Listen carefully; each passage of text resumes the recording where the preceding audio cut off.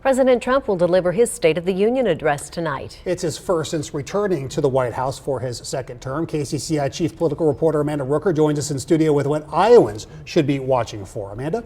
Well, Ben, Stacey, tonight's speech gives the president a national stage to reflect on what he sees as his biggest accomplishments over the past year, also outline what comes next. Now, the White House says this speech will be a, quote, celebration of 250 years of our nation and our nation's independence.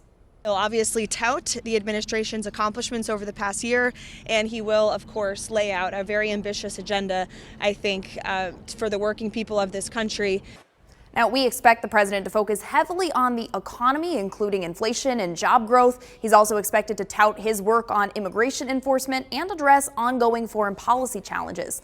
With the 2026 midterms approaching, tonight's speech also serves as a political moment, an opportunity for the president to make his case directly to voters. Now, Iowa has several big races on the ballot this November in the U.S. House and the Senate, and the outcome of those races in Iowa could shape what President Trump is able to accomplish through the rest of his term. As the president defends his record, Iowa Democratic Party Chair Rita Hart says Iowans should listen closely. People should be paying attention to the priorities of this administration and really be thoughtful on what's being presented there and whether it strikes true with what's going on in their daily lives. Now, the president's speech starts tonight at 8 o'clock Central Time. You can watch it here on KCCI, and we'll have coverage of the biggest moments, what they mean for Iowa, coming up tonight at 9 and 10. Stacey? Amanda, thank you. Details on the investigation into millions of dollars misallocated by the Iowa Judicial Branch were released today. KCCI's Pepper Papura highlights some of the key findings. Pepper?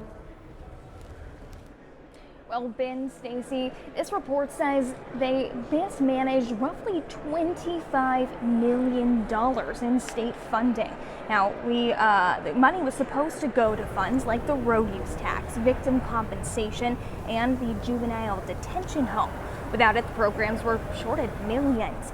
The report says the judicial branch discovered the issue in 2021 and attempted to fix it, but did not notify any other departments.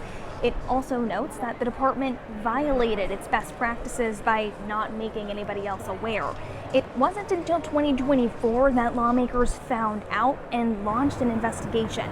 Representative Charlie Thompson, who authored this report, says so far the state has failed to recover that money and due diligence wasn't done by state leaders to investigate early on.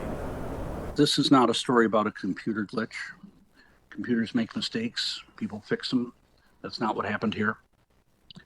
What happened here is when the judicial branch discovered a massive problem with public funds, they made a choice. They chose silence over transparency. And the House Oversight Committee did pass this report roughly in a 6-4 vote. The state auditor's office as well as the judicial branch both provided statement on the matter. Steve Davis, the director of Iowa's judicial branch, said in part, the judicial branch takes full responsibility for the misallocation. Auditor Rob Sand said in part, no money was lost and no services were delayed. This is like the bank putting money meant for your checking account into your savings account. From the State House, Pepper Papura, KCCI 8 News, Iowa's news leader.